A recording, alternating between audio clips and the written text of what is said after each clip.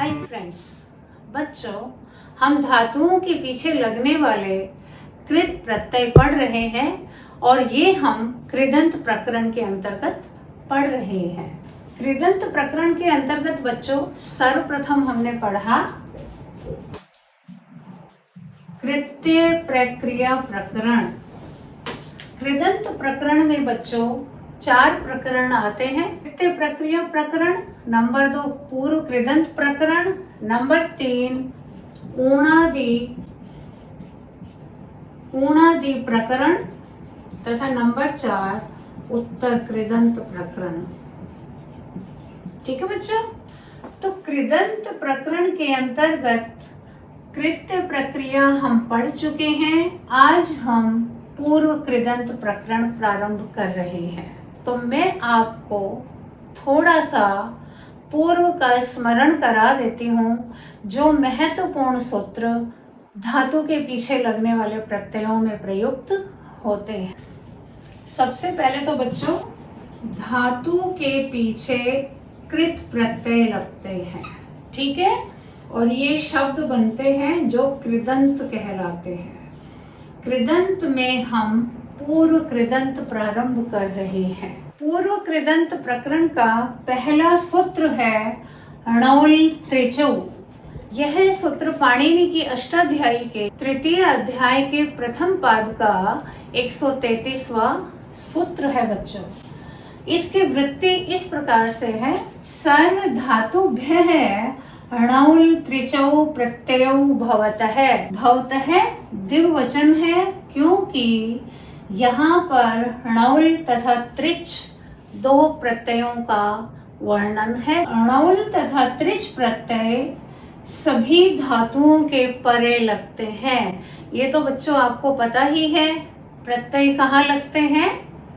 प्रत्यय शब्द अथवा धातु के पीछे लगते हैं। कृत ऐतिम, इस सूत्र से इनकी कृत संज्ञा होती है। णौल त्रिचौ, यह पद प्रथमा विभक्ति का द्विवचन है। धातुः, यह अधिकार सूत्र है तथा यह पंचमी विभक्ति का एक वचन है। प्रत्ययौ परौ, प्रथमा विभक्ति द्विवचन। अब मैं आपको णौल त्रिचौ इस सूत्र को समझा देती हूँ। धातुओं के पीछे कर्ता अर्थ में णौल तथा त्रिच प्रत्ययों का प्रयोग होता है। अब हम देखते हैं णौल तथा त्रिच प्रत्ययों से क्या शेष रहता है। बच्चों णौल प्रत्यय बराबर वो शेष रहता है। तो जो ऋणय है, इस ऋणय की किस सूत्र से इत संज्ञा हुई? चूटु। चूटु इस सूत्र से इत संज्ञा हुई तथा लय की हलंत्यम इस सूत्र से इत संज्ञा हुई। इत संज्ञा होती है उनका तस्य लोपः से लोप हो जाता है। ठीक है, तो अणय तथा लय का क्या हो गया? लोप, और लोप होने से क्या शेष रहा? वो शेष रहा। अब जो वो शेष रहा है तो यहाँ नेक्स्ट सूत्र भी कार्य कर रहा है। वो हम सूत्र देख लेते हैं बच्चों। जैसे युवर नाकौ, यह सूत्र आता है बच्चों।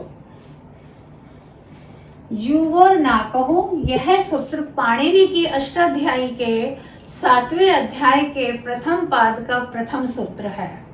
यह सूत्र कहता है यु तथा वो यदि किसी प्रत्यय में विद्यमान है तो इनके स्थान पर क्रमशः यु बराबर अन तथा वो बराबर अक आदेश हो जाता है। समझ में आ गया? णौल त्रिचौ, ये दोनों प्रत्यय धातुओं से कर्ता अर्थ में होते हैं। णौल बराबर वो शेष रहता है तथा वो बराबर युवर नाकौ सूत्र से अक आदेश हो जाता है। ठीक, अब आता है बच्चों त्रिच। त्रिच प्रत्यय बराबर च की इत संज्ञा होती है।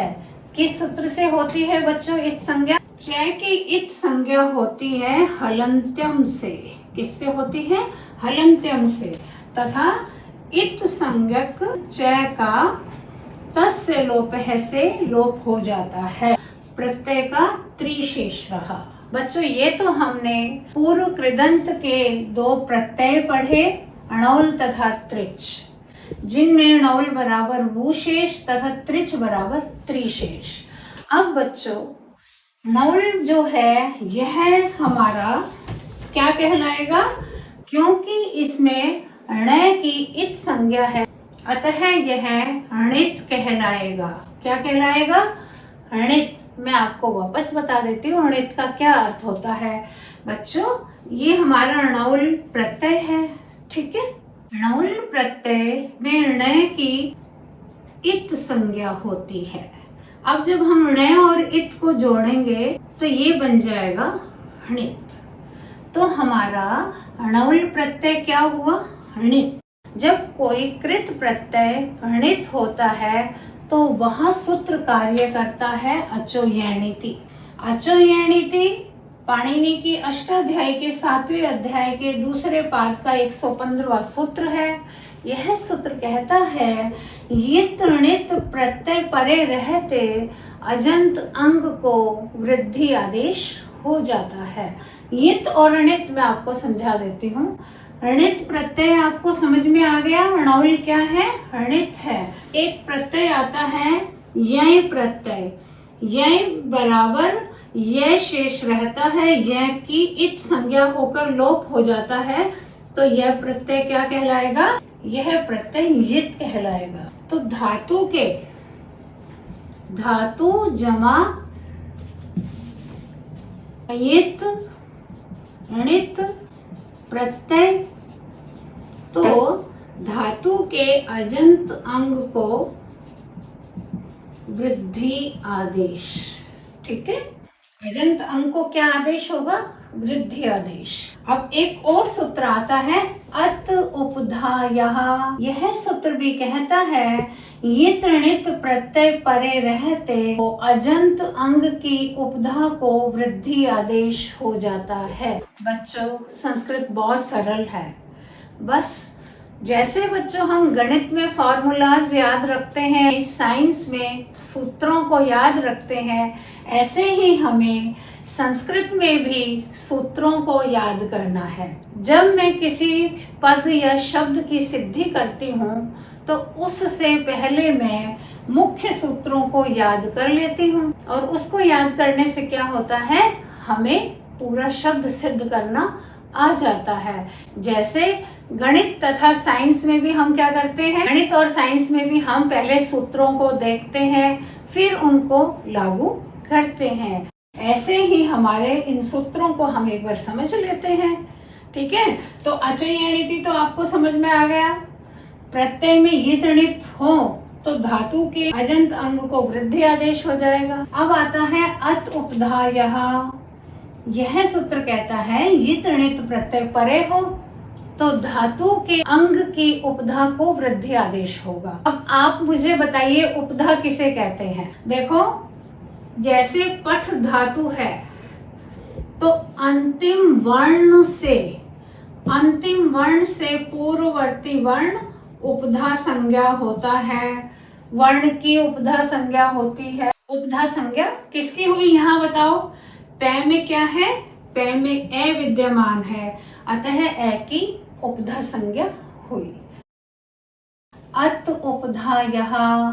अत उपधायः यह कहता है कि धातु की उपधा के ए जमा यित णित प्रत्यय, तो ए बराबर आ वृद्धि आदेश। कैसे? यित णित प्रत्यय के परे रहते अंग के ए उपधा को वृद्धि आदेश, ठीक है। क्योंकि अत का अर्थ होता है बच्चों रहस्व ए। समझ में आ गया बेटा? रहस्व ए होता है। बच्चों ये अपने कुछ महत्वपूर्ण सूत्र हैं। जिनमें मैंने 2 आपको बताए हैं। अब मैं इन दोनों के उदाहरण आपको बताती हूँ। तो जैसे जैसे इनमें से सूत्र लागू होंगे हम लोग उन्हें सिद्ध करेंगे। जैसे बच्चों एक हमारा उदाहरण आता है सबसे पहला, क्री धन णौल। ठीक है, तो यह उदाहरण हम कैसे समझाएंगे? देखो, नंबर 1 सूत्र धातुः। यह सूत्र क्यों किया हमने? यह अधिकार सूत्र है।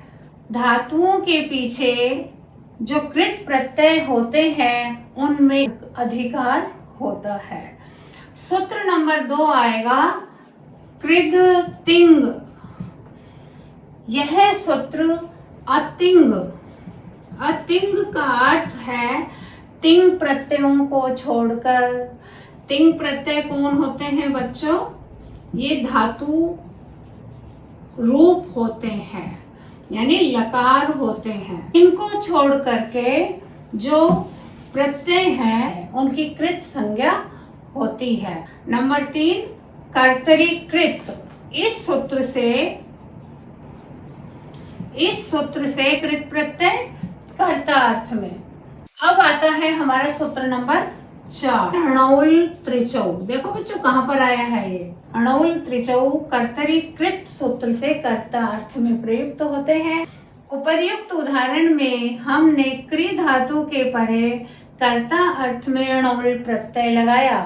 हमारी स्थिति बनी क्री धन णौल। बच्चों क्री धातु के परे णौल प्रत्यय कर्ता अर्थ में प्रयुक्त हुआ। णौल में ण तथा ल इन दोनों की क्रमशः चूटु तथा हलंत्यम इन सूत्रों से एक संज्ञा हुई तथा तस्य लोपः से लोप हो गया। हमारी स्थिति बनी क्रीधन वो। अब हमारा यह णौल प्रत्यय क्या है? णित। णित होने से बताओ कौन सा सूत्र कार्य करेगा? णित होने से अचो या णिति सूत्र कार्य करेगा। अचो या णिति सूत्र क्या कहता है? यित णित प्रत्यय परे रहते अजंत अंग को वृद्धि आदेश हो जाता है। तो री बराबर आ तथा रे परक वृद्धि आदेश हुआ। स्थिति बनी कै आर धन वो। अब आता है यू और नाकौ। यू और नाकौ सूत्र से वो को अक आदेश हुआ। अक आदेश होने से हमारा शब्द बना कारक। कारक है। आगे बच्चों समझ में एक बार और बता देती हूँ।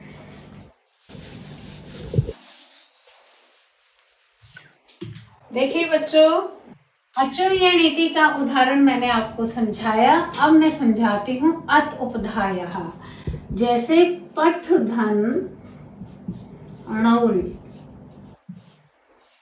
इसमें बच्चों नंबर 1 धातुः सूत्र, नंबर 2 कर्तरीकृत कर्ता अर्थ में और कृत तिंग इस सूत्र से अतिंग की कृत संज्ञा हुई। सूत्र नंबर 4 णौल त्रिचौ। णौल त्रिचौ सूत्र क्या कहता है? णौल त्रिचौ सूत्र कह रहा है कि कर्ता अर्थ में धातुओं के परे णौल तथा त्रिच प्रत्यय होते हैं। प्रस्तुत उदाहरण में पठ धातु के परे णौल प्रत्यय पढ़ने वाला अर्थात कर्ता अर्थ में णौल प्रत्यय हुआ। स्थिति बनी पठ धन णौल। तभी हमारे पास सूत्र आते हैं बच्चों चूटु तथा हलंत्यम। इन दोनों सूत्रों से ण तथा ल की क्रमशः इत संज्ञा हुई।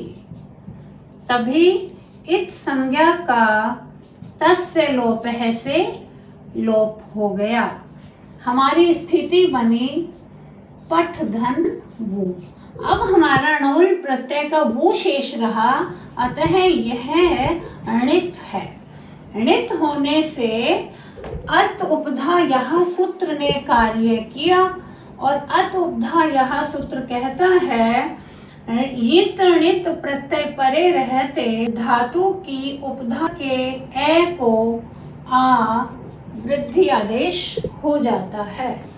प्रस्तुत उदाहरण में पठ में ए की कौन सी संज्ञा हुई बच्चों? उपधा संज्ञा हुई तथा इसको वृद्धि आदेश अत उपधा यह सूत्र से हुआ। स्थिति बनी पाठ धन वो। तभी सूत्र आता है युवोर नाकौ। इस सूत्र से वो बराबर अक आदेश हुआ। स्थिति बनी पाठ धन अक। शब्द बना पाठक। कृत तद्धित समासाश्च सूत्र से इसकी प्रातिपदिक संज्ञा हुई तथा प्रातिपदिक संज्ञा होने से सु और जस आदि प्रत्यय लगने से प्रथमा विभक्ति एक वचन में पद सिद्ध हुआ पाठक है।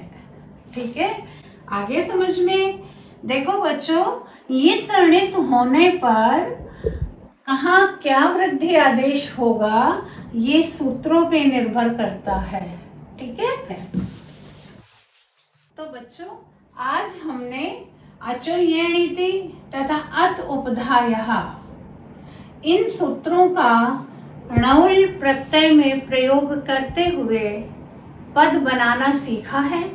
नेक्स्ट ट्यूटोरियल में बच्चों अणौल तथा त्रिच प्रत्यय आगे सीखेंगे। Thank you.